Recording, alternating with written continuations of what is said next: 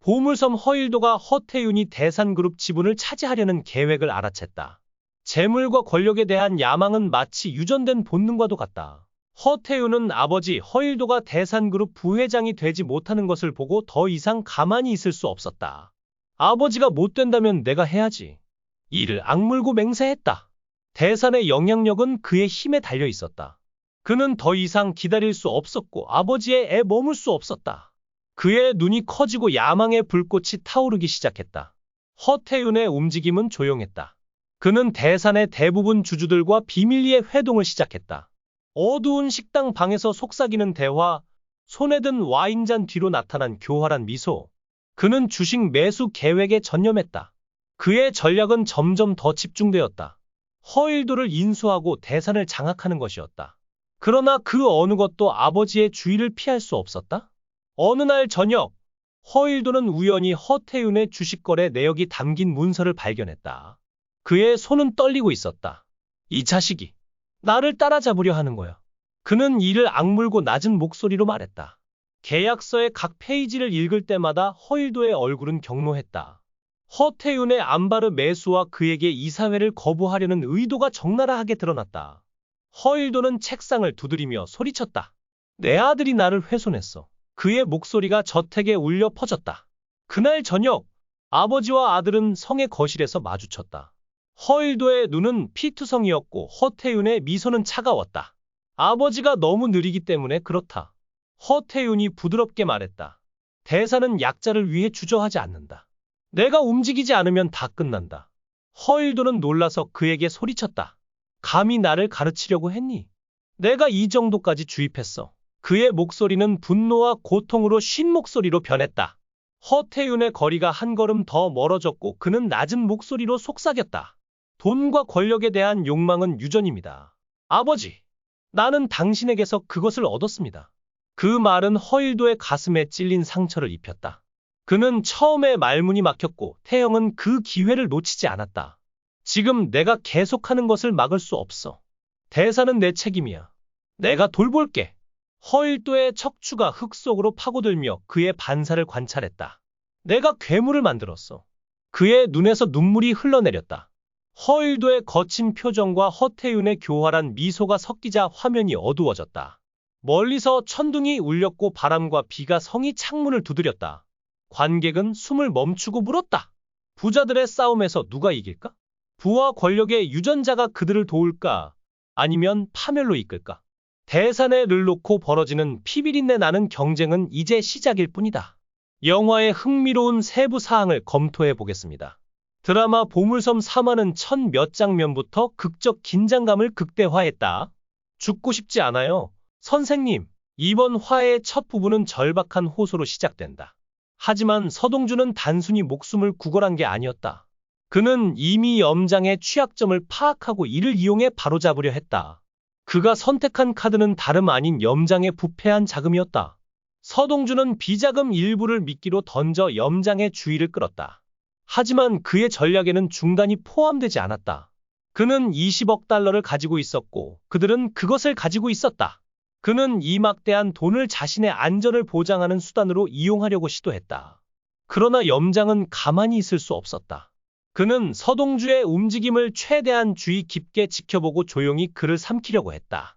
한편 서동주는 상황을 알지 못한 채 마침내 자신이 추구하던 자유를 즐겼다.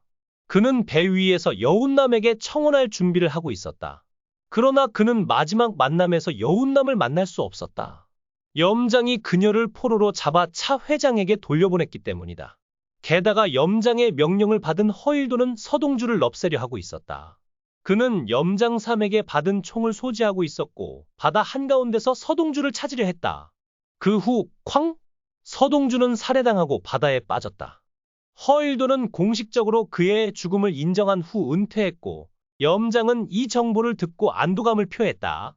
하지만 문제는 완전히 해결되지 않았다. 그는 비자금에 접근할 수 없었다. 서동주가 염장의 모든 계략을 뒤흔들기 시작하기 전에 한 마지막 움직임. 비자금에 접근할 수 없다는 것을 깨달은 순간 염장의 분노는 커졌다. 하지만 또 다른 기사가 그의 분노를 증폭시켰다. 죽었다고 믿었던 서동주가 아직 살아있었다. 그를 구한 사람은 배원배였다. 하지만 서동주는 살해당했을 뿐만 아니라 심각한 기억상실증까지 앓았다.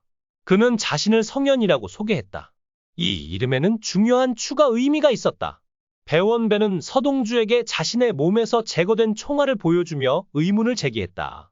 누군가가 그를 살해하려 했다는 것은 분명했다. 그러나 서동주는 아무것도 기억하지 못했다. 게다가 그의 팔에는 휴대전화가 있었다. 여운남과만 통신하는 데 사용하는 개인용 휴대전화였다. 서동주는 자동적으로 전화기를 잡고 여운남에게 전화를 걸었다. 그러나 전화를 받은 사람은 여운남이 아니었다. 그녀의 배우자, 여철령이었다. 여철령은 전화 저편에서 서동주의 목소리가 들리자 화가 났다. 그는 곧바로 시어머니에게 서동주로부터 전화를 받았다고 말했고 더욱 파괴적인 정보를 보고했다. 서동주는 그를 성현이라고 불렀다. 이때 비서의 표정이 잠깐 굳어졌다. 단순한 직원으로 보이는 그녀가 서동주와 깊은 인연이 있을 가능성이 높아지고 있었다. 하지만 성현이라는 이름은 단순한 가짜 이름이 아니라 일련의 미스터리를 통해 서동주의 과거와 실제로 연결되어 있었다. 한편 염장은 허일도를 통해 서동주가 살아있다는 소식을 듣고 기뻐했다. 그는 씁쓸해하기는커녕 오랫동안 참아왔다는 듯 웃는 척했다. 서동주가 기억을 지우고 귀국한 지금 염장은 다른 전략을 준비하고 있었다. 염장이 기뻐하는 이유는 단 하나? 이것이었다. 마침내 2조 달러를 찾을 기회가 생긴 것이다. 허일도와 청구호에게 서동주를 쫓아가라고 지시했다. 하지만 상황은 예상과 달리 어리둥절하게 전개됐다. 서동주는 허일도를 알아보지 못하고 오히려 가라앉는 것을 막았다. 서동주를 제거하려던 허일도가 오히려 그에게 도움을 받으면서 상황은 더욱 어려워졌다. 한편 염장의 추적을 피해 도망가던 서동주는 발도의 보호를 받았다. 하지만 마지막에 발도가 수염을 벗는 장면이 또 다른 은폐를 암시했다. 간신히 위기를 모면한 서동주는 단서를 찾기 위해 입고 있던 턱시도를 파는 고급 매장으로 향했다. 그리고 그곳에서 마주친 인물들은 예상치 못한 인물들이었다. 부부는 여운남과 그녀의 배우자 여철령이었다. 여운남은 서동주의 삶을 보고 충격을 받았다. 하지만 서동주는 그녀를 알아보지 못했다. 서로 마주친 두 사람의 운명은 앞으로 어떻게 전개될까? 다음 회에서는 4가지 중요한 포인트가 드러난다. 피로 새겨진 대산 왕자를 둘러싼 다툼이 이제 진지하게 시작되었다.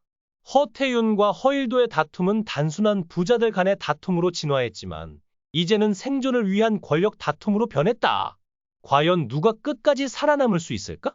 돈과 권력이 지배하는 행성에서 야망은 피보다 더 중요한 유일한 것일지도 모른다. 또한 기억을 잃은 서동주는 성현이라는 새로운 이름으로 재탄생했다. 하지만 그의 실존은 또 다른 줄거리로 이어지고 있다. 여운남, 염장, 허일도의 복잡한 관계 속에서 20억 달러의 행방은 여전히 알 수 없다. 진짜 진실이 밝혀지면 모두의 미래는 어떻게 될까? 의 3번째 에피소드는 시청자를 긴장감에 빠뜨린 매력적인 드라마였습니다. 그들이 앞으로 무엇을 위해 싸워야 할지 생각해보고 다음 에피소드에서 밝혀질 어떤 종류의 불안한 진실에 주의를 기울이세요. 의 개발과 캐릭터들의 심리적 갈등에 대한 자세한 설명 중에 여러분과 대화할 수 있는 기회를 얻게 되어 기쁩니다. 저는 더욱 흥미로운 리뷰와 분석을 가지고 돌아올 것입니다. 여러분의 우려와 생각을 표현하는 것을 주저하지 마세요. 저는 더욱 복잡한 이야기로 보답하겠습니다. 감사합니다.